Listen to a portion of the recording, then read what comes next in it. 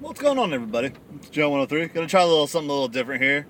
Since I don't have a Tennessee hate week, I've been missing on doing a couple of videos, so decided to do this one. Talk a little bit about sports going on in the world. About some big stories that are going to be happening here soon. One of the first things that does involve my beloved Tennessee Volunteers is in 2016.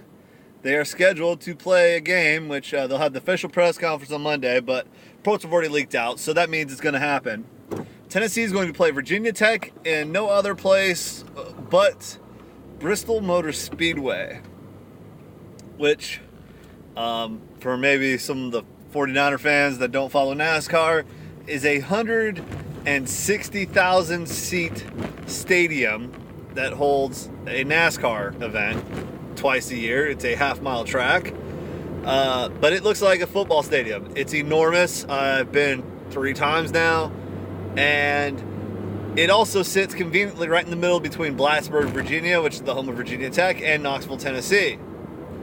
So this game is going to be a spectacle, and the owner, Burton Smith, is a wild man. He's nuts. He's made Bristol a dirt track, I think twice, for World of Outlaw events, and he'll do about anything to get tickets and people to go to his racetracks.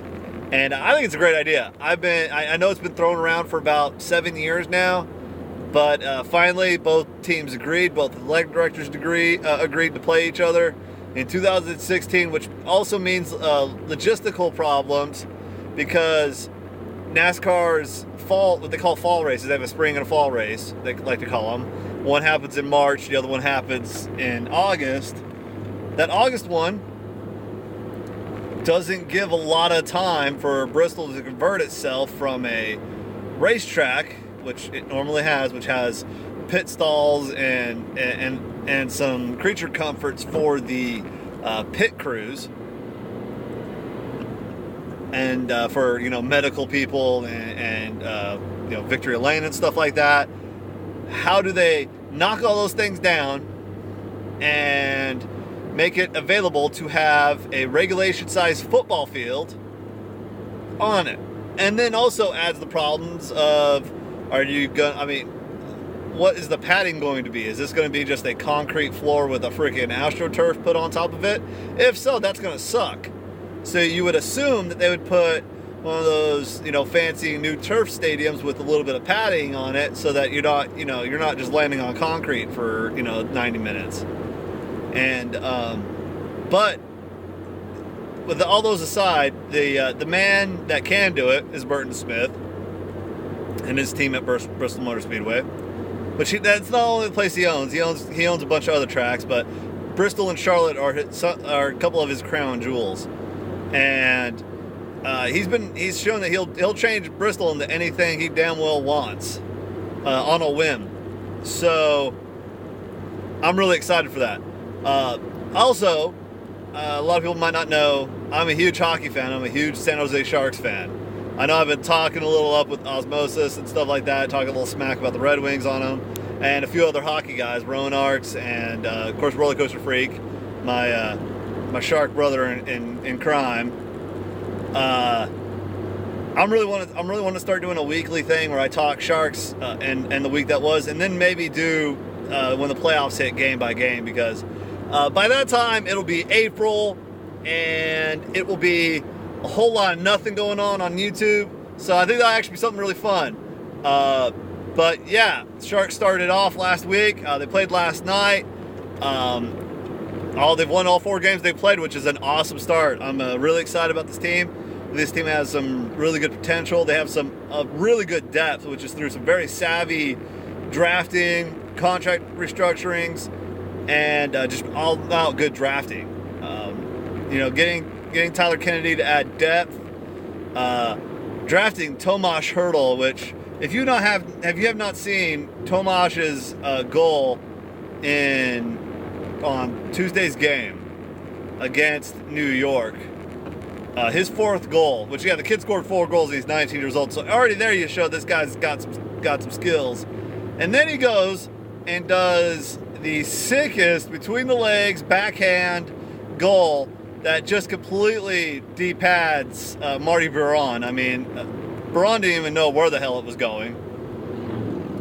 And, you know, he just undresses these people, and of course it's been talk of the hockey world is how well he's playing at such a young age.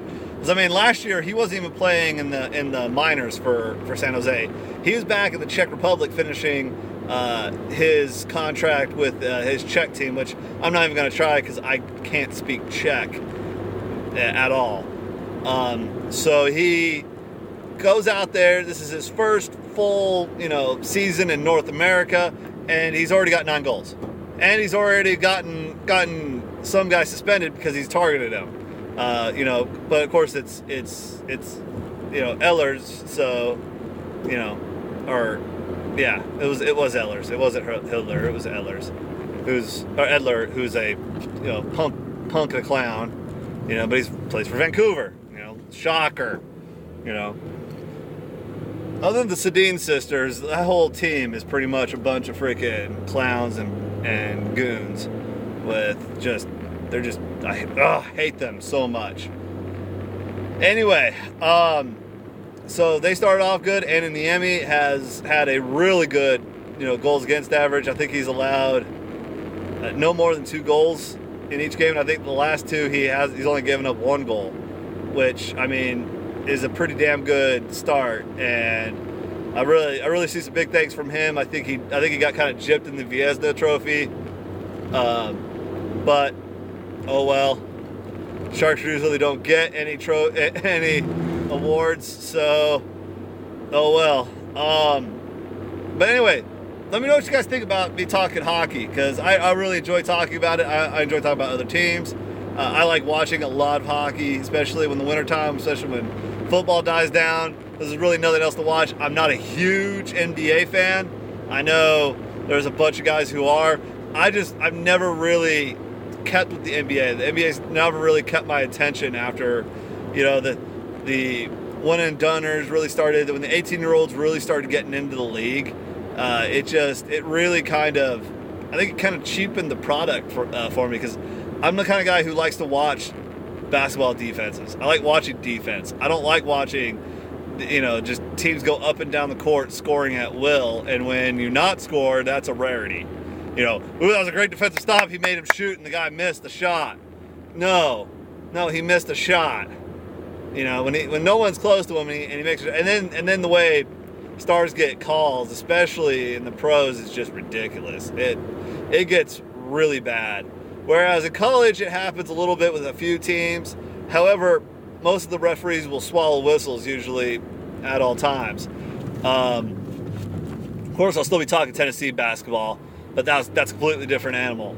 But anyway, I was just going to finish up here talking. Anyway, let me know what you guys think about the text box. I always want to start making up discussions. I want to start doing these things where it's not just me talking, but answering people's questions. Shoot me email. Shoot me what you guys want to hear and what you guys want to think about sports topics wise, because I'll talk sports all day. Anyway, it's Jill. They're signing out. Peace out, guys.